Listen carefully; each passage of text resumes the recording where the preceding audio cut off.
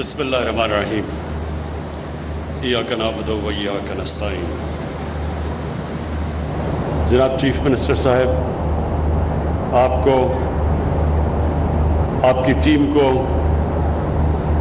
आपकी सारी एडमिनिस्ट्रेशन को, और मैं ख़ास तौर पे इमरान अमीन आपको आज मैं खराज तहसीन पेश करना चाहता हूँ, क्योंकि ये हमारा एक पाकिस्तान की तारीख का एक बहुत बड़ा प्रोजेक्ट, हम उस रास्ते के ऊपर निकले हुए हैं। वो हम काम करने जा रहे हैं जो कि इंशाअल्लाह बाकी भी हमारा मुल्क में सियासतदान भी देखेंगे, एडमिनिस्ट्रेटर्स भी देखेंगे कि ये मुमकिन है कि आप एक नया शहर भी बना सकते हैं, मॉडर्न शहर भी बना सकते हैं, और सबसे बड़ी बात यह है कि अपनी एनवायरनमेंट, अपनी माहौलियात, अपने आने वाली नस्लों के लिए जो शजरकारी का आज आगाज किया है, आप उनको ये बता सकते हैं कि अगर हमने अपनी नस्लों के लिए एक बेहतर पाकिस्तान छोड़ना है तो बहुत ज़रूरी है कि हम सारी कौम मिलके ये अपने से और अल्लाह के सामने हम ये अहद कर लें कि हमने अपने मुल्क को हरा करना है। जो अल्लाह ने इतनी ज़्यादा नेमतें बख्शी हैं पाकिस्तान को, हमने उसका शुक्र अदा करना है, उन नेमतों का ध्यान रख के। मैं जब इस मुल्क में पहली जनरेशन बड़ा हुआ हूं तो मैंने अपनी आंखों के सामने पाकिस्तान में जंगलात को तबाह होते देखा। वाइल्ड लाइफ, हर किस्म, पाकिस्तान में हर किस्म का जानवर था। आहिस्ता आहिस्ता हमारे जैसे जैसे जंगलात गए, हमारे जानवर भी कम हो गए। और फिर ये हमने, क्योंकि मैं लाहौर में बड़ा हुआ, तो लाहौर की माहौलियात की तबाही देखी। लाहौर का मीठा पानी था, सब नलके से पानी पीते थे, देखते देखते वो पानी तबाह हुआ, फिर माहौलियात तबाह हुई। लाहौर में तो ये इस तरह की पोल्यूशन कभी थी नहीं। लाहौर तो सिटी ऑफ गार्डन समझा जाता था। तो आहिस्ता आहिस्ता ये हालात देखे कि हमें ये खौफ आता है सुन के कि हमारे बच्चे और हमारे बूढ़े जो लाहौर में, जो पोल्यूशन की सतह है, जो लेवल्स है, वो इतने ऊपर चले गए हैं कि बच्चों की भी जानें खतरे में है और बूढ़ों की भी। हर किस्म की बीमारी है जो जिस लेवल की पोल्यूशन पहुंच गई है लाहौर में।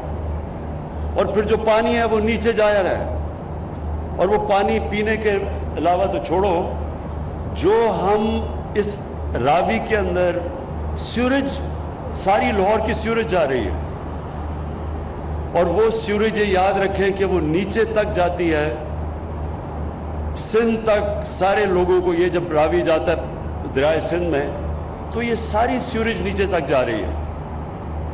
और फिर वो जो पानी, ग्राउंड वाटर जो कंटेमिनेट हो रहा है क्योंकि हम सीवरेज को ट्रीट नहीं कर रहे। तो ये जो प्रोजेक्ट है रावी का, ये सिर्फ लाहौर के मुस्तकबिल के लिए नहीं है, ये पाकिस्तान के मुस्तकबिल के लिए बहुत इंपॉर्टेंट प्रोजेक्ट है। और ये हमें पहले दिन से पता था कि ये मुश्किल है। अगर मुश्किल ना होता तो जनरल मुशर्रफ के दौर में बन जाता। प्लान तो तब हुआ था ये, फिर उसके बाद PMLN, पंजाब स्पीड शहबाज शरीफ, उसने बना लेना था, लेकिन वो नहीं बना सका। लेकिन अब ये जो गवर्नमेंट आई है आपकी, उस्मान बाजार, ये इसलिए बनाएगी क्योंकि इतने बड़े प्रोजेक्ट सिर्फ तब कामयाब होते हैं जब एक इंसान इरादा कर लेता है कि हम किश्तियां जला के जाएंगे यहां, यानी वापसी कोई नहीं है। جو بھی ہو جائے ہم یہ پروجیکٹ کو پورا کریں گے. اور مجھے پتا یہ 1 سال کے اندر ہمیں کتنے مسئلے آئے ہیں، اس میں ہر قسم کے چیلنجز آئے ہیں، اور لوگوں نے اسٹے آرڈر لے لیے، ڈیلے کیا پروجیکٹ کو. لیکن انشاءاللہ جو ہمارا عزم تھا اس کی وجہ سے آج ہم ادھر ہیں کہ انشاءاللہ اب ہم تقریباً ساری رکاوٹیں دور کر بیٹھے ہیں، اور بھی آئیں گی سامنے. لیکن جو مشکلات تھی شروع میں، اصل میں پروجیکٹ کا جو شروع کرنا ہے وہ سب سے مشکل ہوتا ہے. اصل میں پروجیکٹ فیل شروع میں ہوتے ہیں. ایک دفعہ پروجیکٹ، اتنے بڑے پروجیکٹ کا جب مومنٹم بن جاتا ہے پھر اس کو کوئی نہیں روک سکتا. تو آج جو مجھے خوشی ہوئی کہ ایک نئی چیز اب آئی ہے. ایک تو ہم نے اسمارٹ لاک ڈاؤن لگائے تھے، وہ ساری دنیا بڑی حیران تھی کہ اسمارٹ لاک ڈاؤن کیا ہوتا ہے. مذاق بھی اڑا، لیکن اللہ کا شکر ہے کہ جو کورونا کو پاکستان نے جس طرح ڈیل کیا، دنیا میں مثال دی جاتی ہے پاکستان کی. ٹاپ 3 ملک ہیں اسمارٹ لاک ڈاؤن کا استعمال کیا. اب یہ اسمارٹ فارسٹ بن رہا ہے، تو اسمارٹ فارسٹ کا مجھے آج بڑی خوشی ہوئی یہ بریفنگ لے کے اسمارٹ فارسٹ پہ، کہ اب ہم نے ہواوے کے ساتھ ٹیکنالوجی کا استعمال کیا. اور ٹیکنالوجی کا کس طرح استعمال کہ ہم تقریباً ہر پودے کا اس کی گروتھ دیکھ سکیں گے. یہ ہے ٹیکنالوجی، یہ جو دنیا آگے بڑھ رہی ہے اس کا جو پازیٹو امپیکٹ ہے یہ کہ ہم اب یہ دیکھ سکیں گے پودا کس ریٹ پہ بڑھ رہا ہے. جو سب سے مجھے خوشی یہ ہے کہ یہ جو مشینیں درخت کاٹنے کی، جو یہ 100 مشینز ہوتی ہیں، وہ اب یہ جو نئی ٹیکنالوجی ہے ایک دم سینسر سے پتہ چل جائے گا کہ یہاں پودا، یہ درخت کاٹا جا رہا ہے. اور پھر درخت کی پوری اوپر سے پتہ چل جائے گا کہ کوئی پرابلم تو نہیں ہے، کوئی درخت اگ نہیں رہے، یا تو ایکٹ کریں گے پہلے. یہ بڑی ماشاءاللہ سائنس کا یہ بہت پازیٹو فائدہ ہے.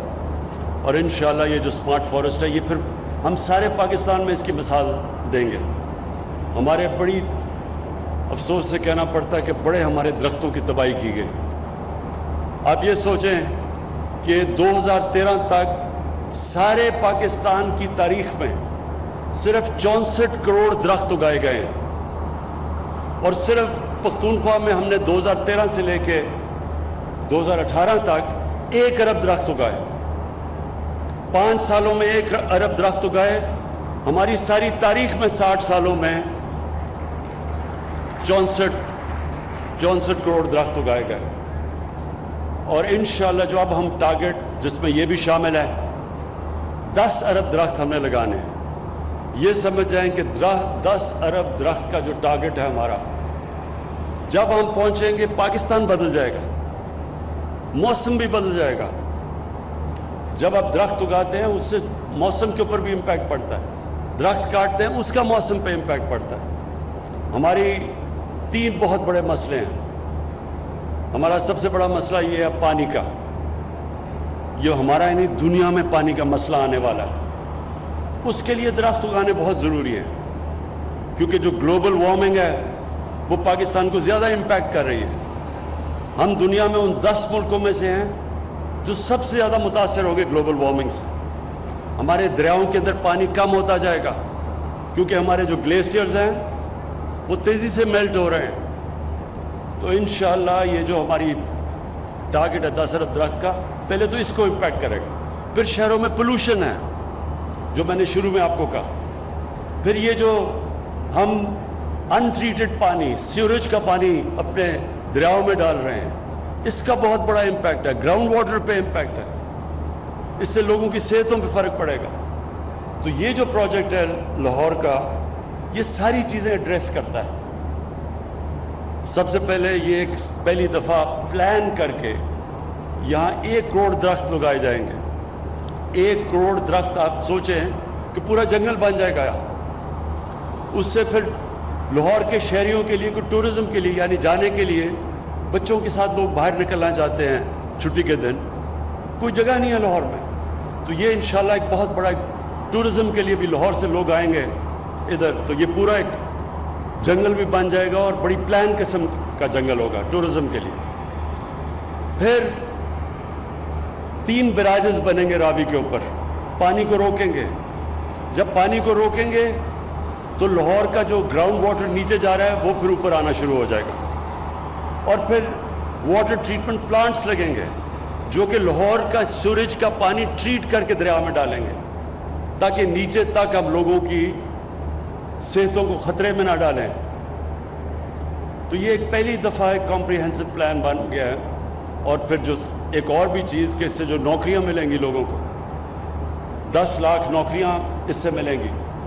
और फिर हमने जो एस्टिमेट किया कि $40 अरब इकोनॉमी में आएगा इसकी वजह से, ये शहर बनने की वजह से। $40 अरब का मतलब कि तकरीबन जितना पाकिस्तान का सालाना बजट है 22 करोड़ लोगों का, वो जनरेट करेगा ये शहर। तो इंशाअल्लाह इसका सारा इंपैक्ट पड़ेगा रोजगार के ऊपर, इसका इंपैक्ट पड़ेगा हमारी इंडस्ट्री पे। कंस्ट्रक्शन जब शुरू होगी तो 30 और इंडस्ट्रियां चलनी शुरू हो जाएंगी, और इससे फिर हमारी इकोनॉमी बढ़ेगी, हमारा रेवेन्यू कलेक्शन बढ़ेगा, जो कि हमने इतने कर्जे देने हैं। तो ये बड़ी चीजें पाकिस्तान के मसले ये प्रोजेक्ट एड्रेस करेगा। मैं फिर से आखिर में कहूंगा चीफ मिनिस्टर साहब कि आपको मुश्किलों का सामना पड़ेगा, आपकी टीम, सारी आपकी एडमिनिस्ट्रेशन, सबको तैयार होना चाहिए मुश्किलों के लिए। सबको हर तरह की जो भी रुकावट हो उसको हटाने के लिए आपको तैयार रहना चाहिए और अज़म करना चाहिए कि कोई चीज इस प्रोजेक्ट को अब हम रोकने नहीं देंगे। शुक्रिया।